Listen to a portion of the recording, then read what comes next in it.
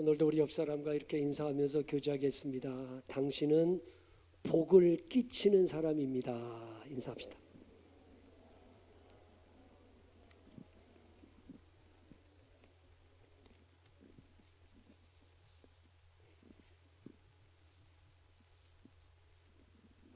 아시아에서 최고의 갑부로 알려진 사람이 홍콩의 장강그룹 이가성 회장입니다.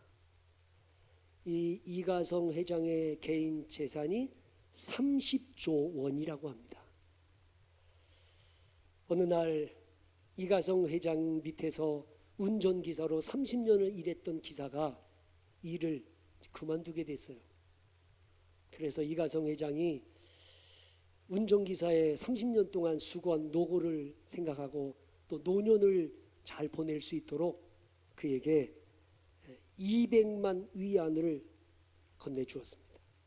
200만 위안이면 우리나라 돈으로 약 3억 4천만 원 정도 됩니다. 3억 4천만 원을 주면서 노년을 위해서 이 돈을 잘 쓰거라. 이 운전기사가 정중히 그 돈을 사양했습니다.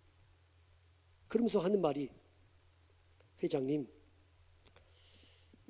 제가 그동안 열심히 일해가지고 2천만 위엔을 모았습니다. 2천만 위엔, 우리나라 돈으로 34억을 모아두었습니다. 그러니까 이가성 회장이 깜짝 놀란 거예요. 아니, 기사 월급이 그 당시에 5천 위안에서 6천 위안이었으니까 우리나라 돈으로 100만 원 정도밖에 안 됐어요. 아니, 한 달에 100만 원 되는 돈 받아가지고 30년 동안 34억을 모았다? 깜짝 놀라가지고 이가성 회장이 물었어요. 어떻게 당신이 그 많은 돈을 모았냐? 운전기사 말이, 회장님, 제가 차를 몰고 운전할 때 회장님께서 뒷자리에 앉아가지고 전화하는 소리를 듣고 어디에 땅 사라 그럼 저도 조금 사두었습니다. 무슨 주식 사라 그러면 저도 그 주식 사두었습니다. 그랬더니 30년이 지나가 지금 보니 34억이 됐습니다. 그런 거 아니겠습니까? 무엇을 말해주는가 하면 인생에 있어서 누구를 만나느냐, 누구와 함께 동행하느냐가 이렇게 중요한 거예요.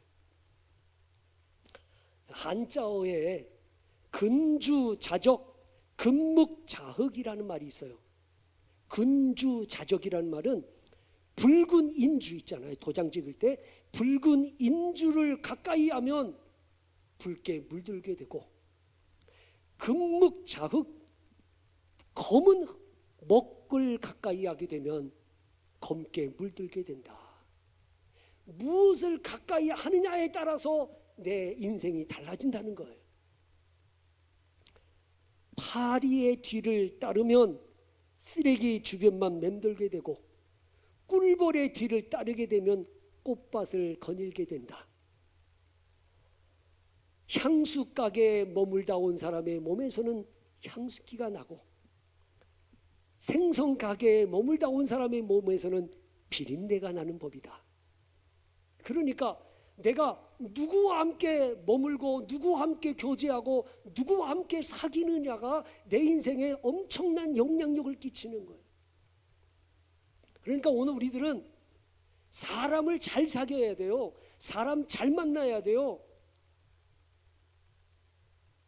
누구를 만나느냐에 따라서 내 인생이 행복해지기도 하고 불행해지기도 하고, 누구를 만나느냐에 따라서 성공하기도 하고 실패하기도 하고, 누구를 만나느냐에 따라서 유익을 얻기도 하고 해를 받기도 하고. 그래서 솔로몬은 오늘 본문에서 우리에게 이렇게 말합니다.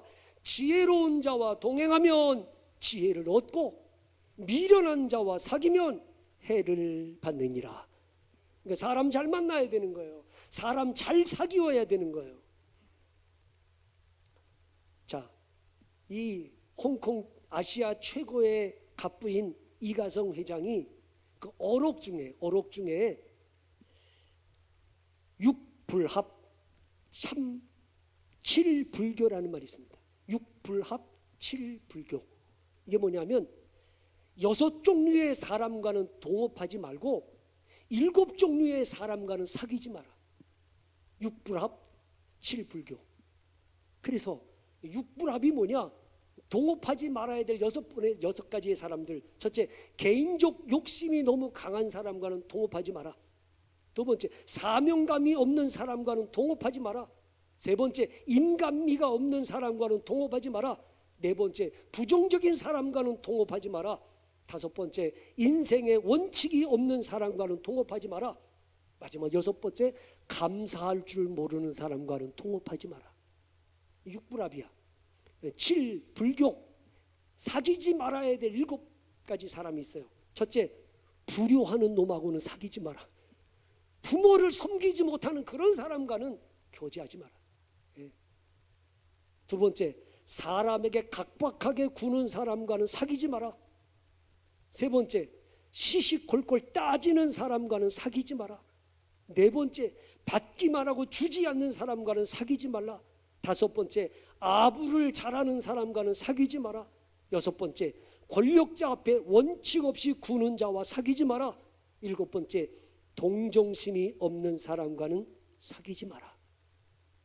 그래서 이야기를 다 듣고 보니까 결론은 한 가지예요. 결론은 이거예요.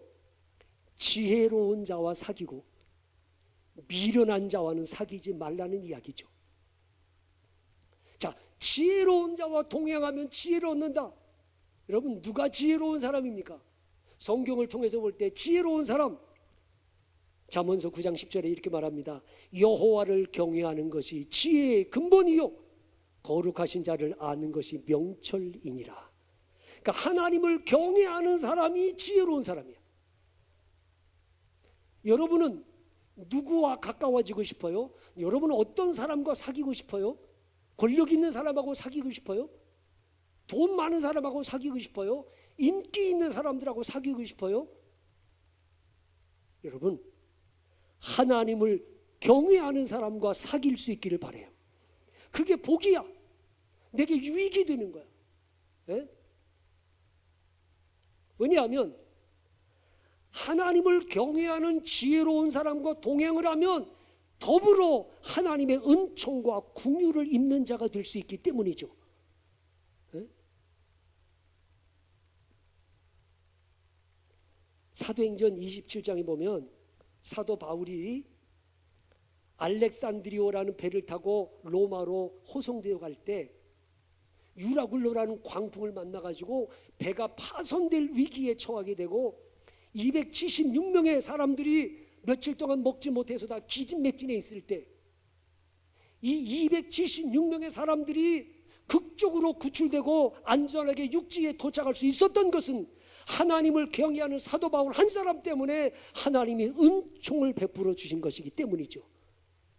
하나님을 경외하는 이 한 사람 때문에 바울아, 내가 가이사 앞에 서야겠고 너와 행선하는 모든 자를 내게 주었느니라. 바울 한 사람 때문에 하나님은 긍휼을 베풀어 주셨어요. 여러분, 비행기를 타고 가든 배를 타고 가든 어디를 갈 때 하나님을 경외하는 사람과 함께 할 수 있기를 바랍니다. 그래서 우리나라의 유명한 어느 목사님이 그런 얘기 했어요. 자기는 비행기를 타고 갈 때마다 속으로 이렇게 생각한대요. 이 비행기 안에 타고 있는 모든 사람들은 나 때문에 당신들을 안전한 줄 아시오. 그러고 간다 그럽니다. 여러분, 여행을 가더라도요, 믿음의 사람들과 함께 하세요. 하나님을 경외하는 사람과 함께 하세요. 할 수만 있으면 하나님을 경외함으로 기도하는 사람과 가까이 하시고, 할 수만 있으면 하나님을 경외함으로 말씀에 순종하는 사람과 가까이 할 수 있기를 바랍니다.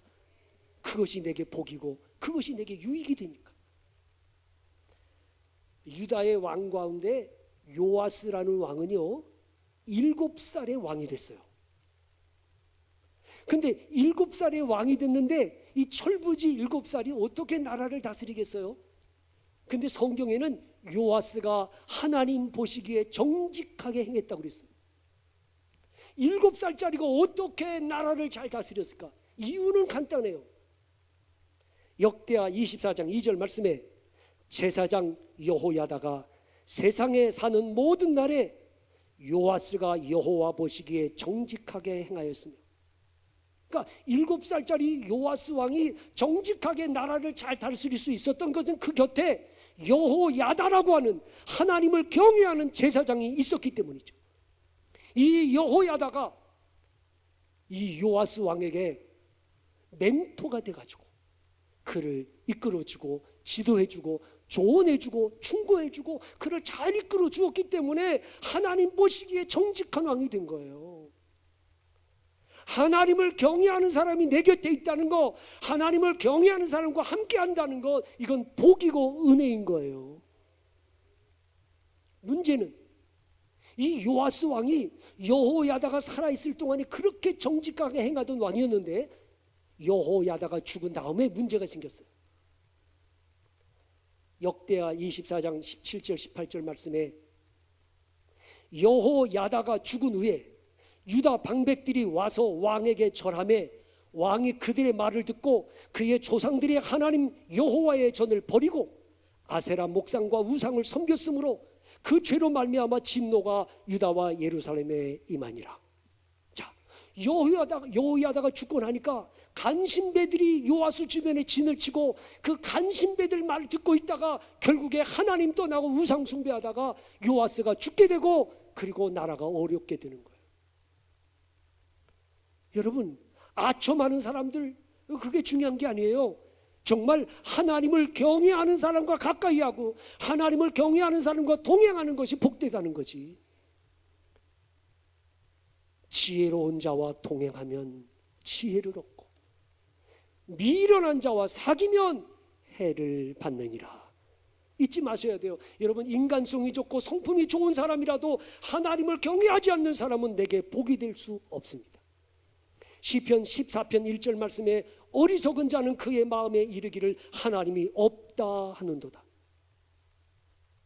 아무리 성품이 좋고 인격이 좋아도 하나님을 경외하지 않는 사람은 문제가 생기고 고난이 생기면 인간의 방법, 수단, 인간의 지식으로 해결하려고 하지만, 그러나 하나님을 경외하는 사람은 문제가 생기고 고난이 생기면 하나님 앞에 도움을 구하고 하나님의 긍휼을 구하는 지혜로운 삶을 사는 게 다르단 말이죠.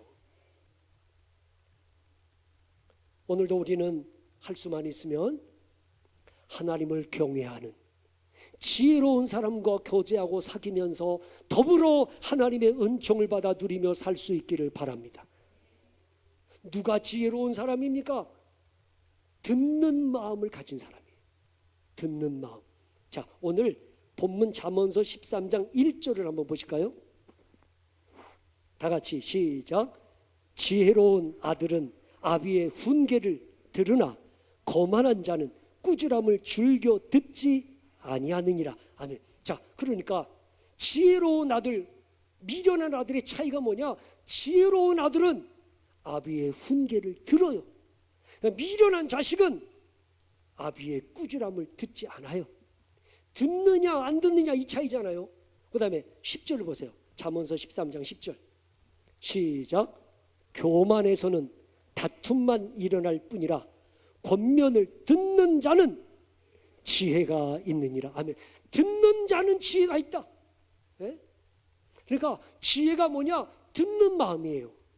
우리가 잘 아는 것처럼 열왕기상 3장에 보니까 하나님이 솔로몬에게 내가 네게 무엇을 줄고 너는 구하라 이렇게 말씀하실 때 솔로몬이 뭘 구했어요?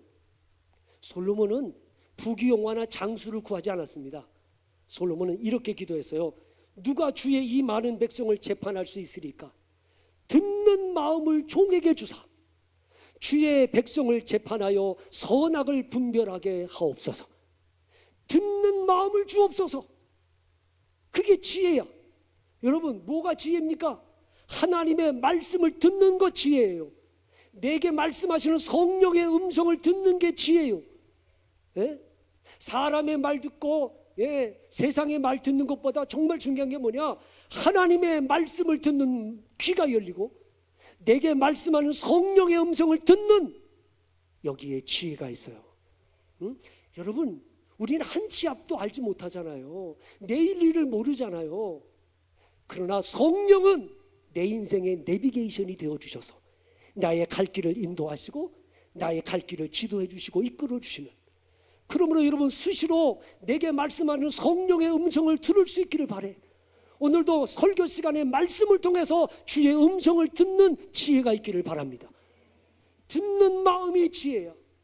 들을 줄 알아야지. 예? 들으면요, 귀가 열려서 성령의 음성을 들은, 이게 복이에요.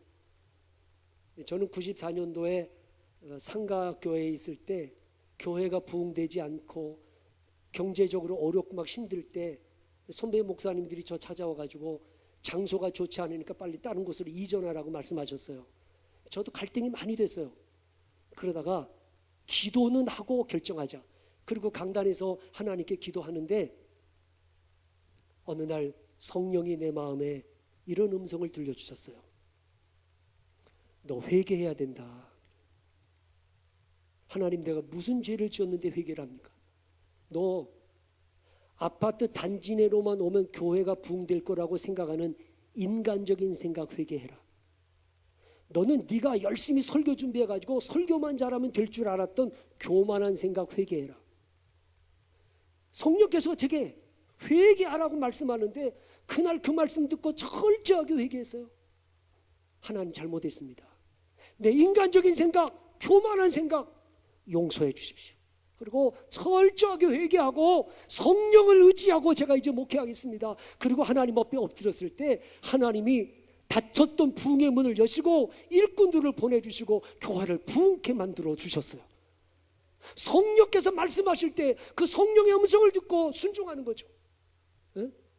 그뿐만 아니에요. 지금까지 순간순간 성령께서 내게 말씀하실 때마다 믿음으로 순종만 하면 하나님은 축복의 본물이 터지게 만들어 주셨어요.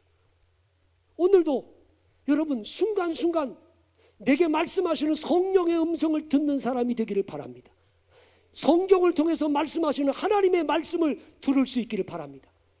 듣는 게 지혜야. 네? 결론적으로 말씀드릴게요. 성경에서 가장 지혜로운 분은 예수님이라고 말씀하십니다. 자, 고린도전서 1장 24절에 오직 부르심을 받은 자들에게는 유대인이나 헬라인이라 그리스도는 하나님의 능력이요 하나님의 지혜니라. 그리스도는 하나님의 지혜니라.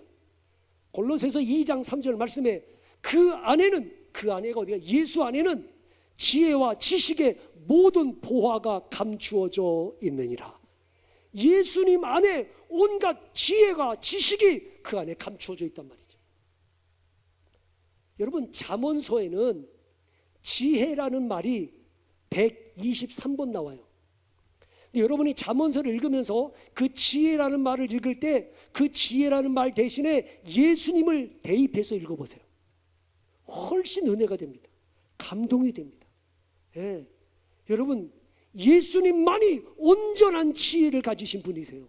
그러므로 여러분이 예수님과 친밀하게 교제하고 예수님과 사귀고 그 예수님과 동행하게 되면 여러분은 구원을 얻는 지혜를 얻게 되고 여러분의 인생은 행복하고 복된 인생을 살 수 있게 될 것입니다. 예수님과 동행하는 사람이 되셔야 해요. 지혜로운 자와 동행하면 지혜를 얻는다. 맞아요. 주님과 동행하면 우리는 구원 얻는 지혜를 얻어요. 예수님과 동행하면 은총을 입어요. 뿐만 아닙니다. 우리 모두가 하나님을 경외하는 사람, 성령의 음성을 듣는 사람, 주님과 동행하는 사람이 되셔서 나와 가까이 지내는 사람들에게 복을 끼치고 나와 함께 걸어가는 사람들에게 은총을 받게 할 수 있는 복 있는 사람들이 되실 수 있기를 바랍니다. 내가 지혜로운 사람이 돼야지. 내가. 그래서 나와 함께 사는 가족들에게 하나님의 은혜가 임하고 나와 가까이 지내는 사람들에게 복을 끼칠 수 있는 사람이 되셔야지. 지혜로운 자와 동행하는 자는 지혜를 얻고 미련한 자와 사귀면 해를 받느니라. 한 주간 동안도 주님과 교제하고 주님과 동행하는 지혜로운 삶을 살아가실 수 있기를 주님의 이름으로 축원합니다. 기도하겠습니다.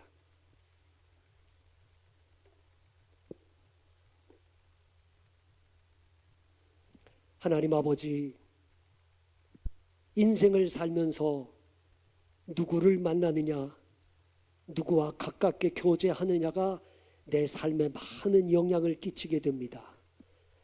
우리가 한 주간 동안도 예수님과 교제하고 그 주님과 사귀고 주님과 동행하는 삶을 살게 하여 주옵소서. 뿐만 아니라 내가 하나님을 경외하는 사람, 성령의 음성을 듣는 사람, 주님과 동행하는 지혜로운 자가 돼서 나를 만나는 사람들에게 유익을 주고 복을 끼치는 삶을 살게 하여 주옵소서. 예수님의 이름으로 감사하며 기도드리옵나이다. 아멘.